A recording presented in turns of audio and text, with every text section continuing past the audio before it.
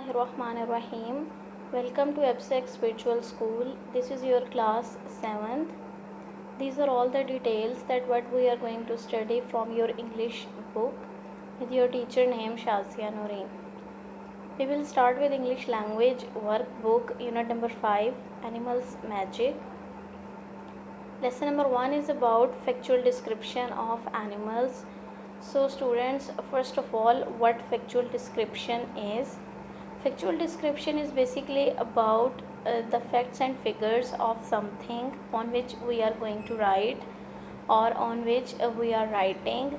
It is not related to imagination and hereby something. It based on facts and realities. Means के factual description अगर आपने किसी भी चीज़ की लिखनी है, किसी भी ह्यूमन बीइंग से रिलेटेड हो सकते हैं, एनिमल से रिलेटेड, और इट कैन बी एनीथिंग, तो उसमें आपने फैक्ट्स पर बात करनी है जो चीज़ रियलिटी में एग्जिस्ट करती है उस स्पेसिफिक चीज़ से रिलेटेड. लेट्स सपोज आपने फैक्चुअल डिस्क्रिप्शन लिखनी है अबाउट एनिमल, ठीक है, तो उसमें आप रियलिटी में एक्सप्लेन करेंगे कि उस एनिमल में क्या क्वालिटीज़ हैं, वो एनिमल दिखने में कैसा लगता है, उसका हैबिटेट, उसकी ईटिंग, ईच एंड एवरीथिंग, उसका मील, वो क्या खाता है, वो क्या पीता है. आपने ये चीज़ खुद से नहीं मेंशन करनी.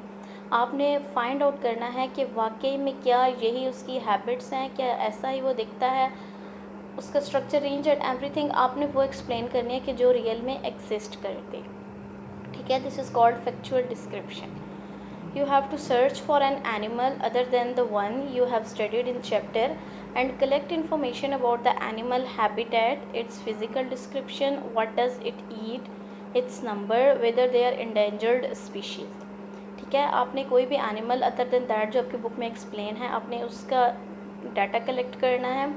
ठीक है, हैबिटेट, वो कहाँ रहता है, कौन सी जगह पसंद करता है. It's physical description, again physically उसकी लुक क्या है, वो कैसा दिखता है. व्हाट डज़ इट ईट, वो खाता क्या है. इट्स नंबर, कि वो किस अमाउंट में पाए जाते हैं specially in Pakistan. Whether they are endangered species, या क्या वो किसी ऐसी स्पीशी से बिलोंग करता है जो कि ऑलमोस्ट एक्सटेंट होने के करीब है, ठीक है, जो कि ख़त्म होने वाले हैं, या फिर ऐसा नहीं है. You have to write down the factual description of an animal you have studied. आपने क्या करना है, आपने फैक्चुअल डिस्क्रिप्शन लिखनी है, ठीक है, उस एनिमल से रिलेटेड जो भी आप चूज़ करेंगे.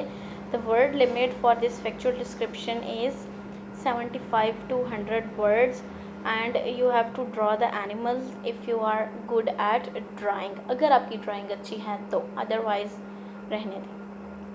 Lesson number 2 is about language focus 1, must and have to. Means use of must and have to from your student book page 62 and workbook page 40. Students, basically must और have to हम obligation के लिए use करते हैं. किसी भी चीज़ को की नेसेसिटी को शो करने के लिए, उसकी अर्जेंसी को शो करने के लिए, उसकी एक्सट्रीम नीड को शो करने के लिए जो है वो हम मस्ट एंड हैव टू ये सेंटेंसेस में यूज़ करते हैं. Like you have to do this work, कि तुम्हें हर हाल में ये काम करना है.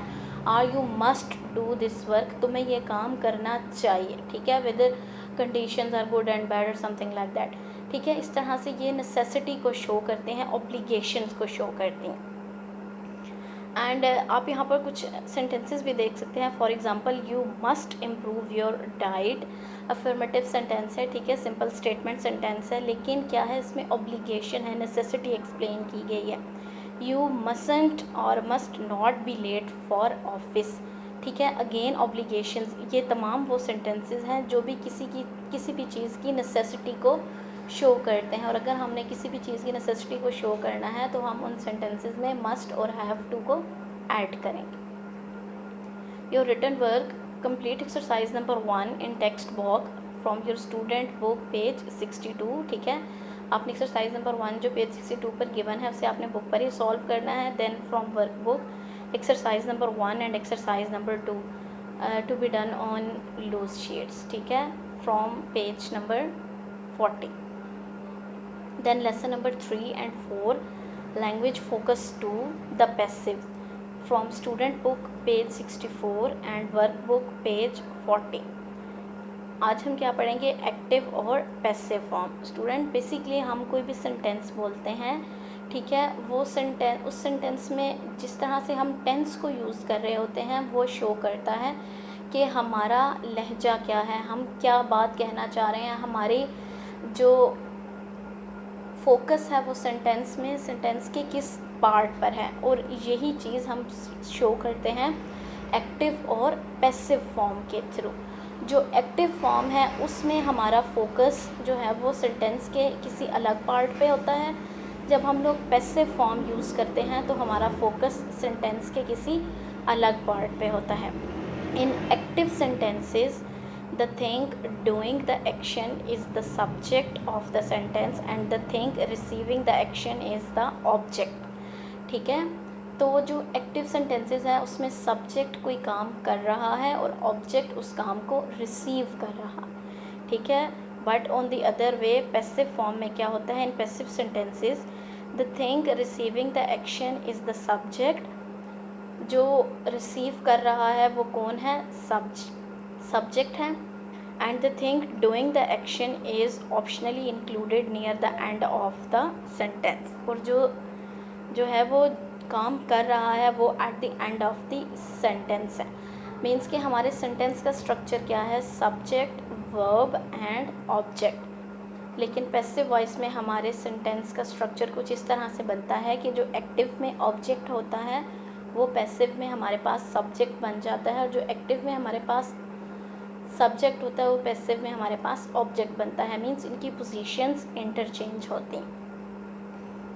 ये हमारे एक्टिव और पैसिव फॉर्म होते हैं। Look at the pair of sentences to identify the similarity and differences. Students, अगर आप इस सेंटेंस को देखें, Sara cooked the food, Sara subject, cooked verb, the food is object. But on the other way in passive form again हमारे पास object जो है वो सब्जेक्ट की पोजीशन पर आ गया है। The food was cooked, again जो हमारा सब्जेक्ट था वो ऑब्जेक्ट की जगह पे आ गया बाय सारा।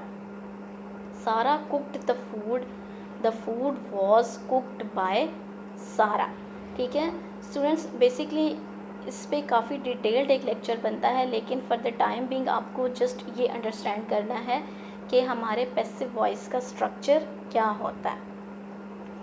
यहाँ पर नीचे भी आपको एग्जांपल मिल जाएंगी प्रेजेंट सिंपल टेंस की, प्रेजेंट कंटिन्यूस टेंस की, पास्ट कंटिन्यूस टेंस की। डिफरेंट आपको टेंसेस की एग्जांपल्स मिल जाएंगी कि इनके सेंटेंसेस को हम किस तरह से पैसिव वॉइस में कन्वर्ट करते हैं। फर्दर आप इंटरनेट से भी सर्च कर सकते हैं, आप अपने सिबलिंग से या पेरेंट्स से भी हेल्प आउट ले सकते हैं इनको अंडरस्टैंड करने में कि what are active and passive forms and how they are converted into each other.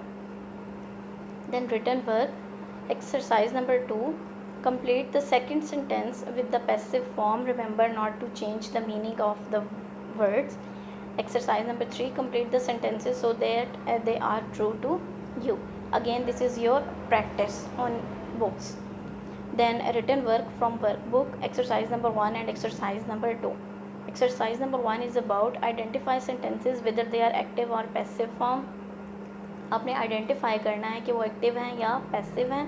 Then exercise number 2, complete the sentences with the passive form of verbs. Again आपने इन सेंटेंसेस में पैसिव फॉर्म्स को add करना है। This is your homework from workbook. Okay जी students, that's all for this week. Thank you so much. अल्लाह हाफिज़।